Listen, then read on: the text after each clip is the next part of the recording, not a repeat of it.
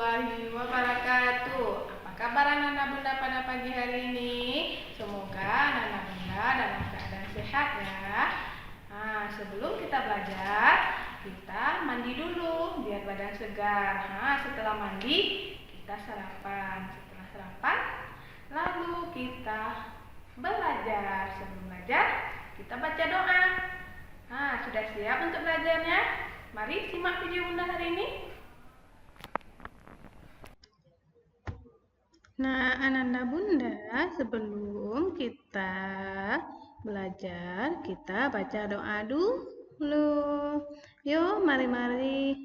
Yuk, mari kita tampungkan tangannya. Bismillahirrahmanirrahim. Doa sebelum belajar.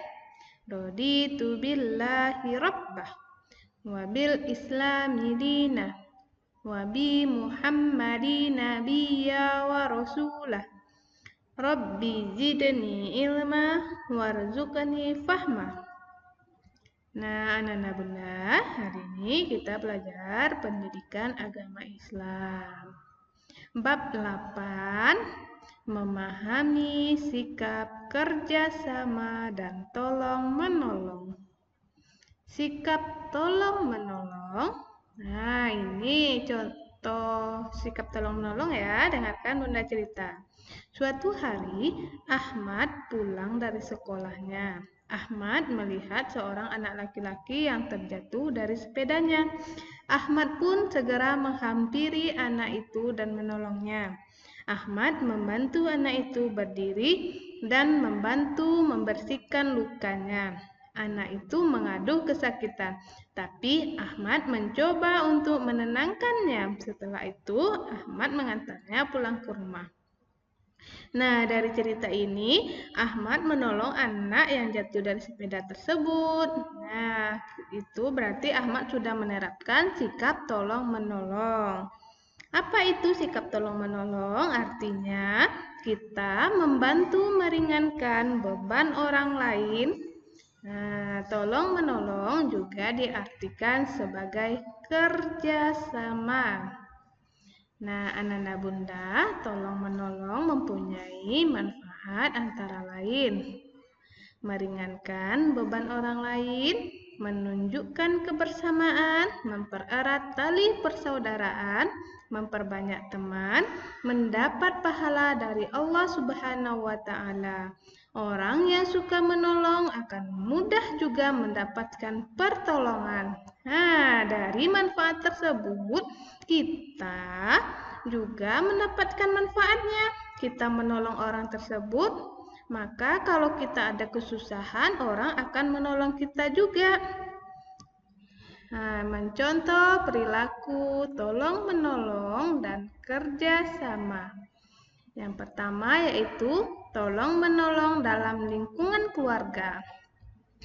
Yang pertama, membantu ibu menyelesaikan pekerjaan rumah. Apakah anak bunda ada membantu ibu? Seperti mengepel lantai, memasak, membersihkan tempat tidur. Apalagi tuh? Membantu ibu mencuci piring.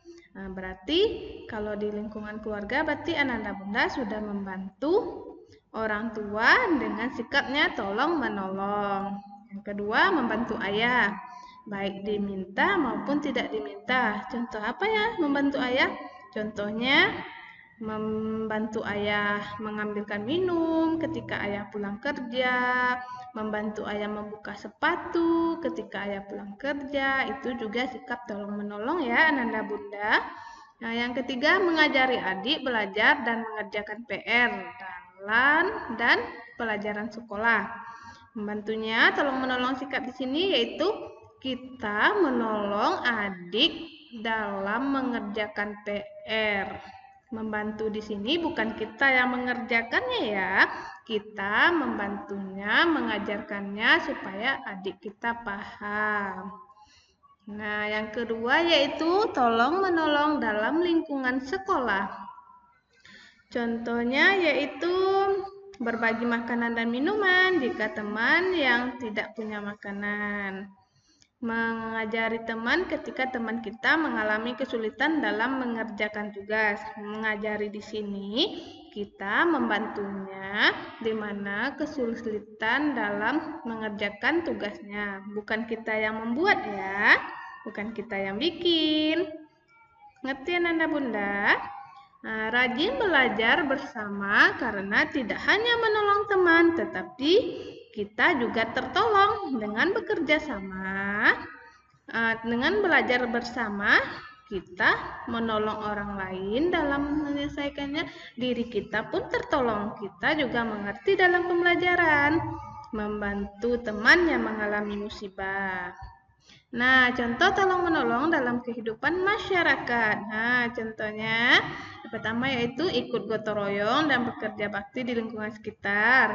Memberi bantuan kepada orang yang membutuhkan. Contohnya memberi bantuan kepada korban kebanjiran, korban kebakaran, dan bencana alam lainnya.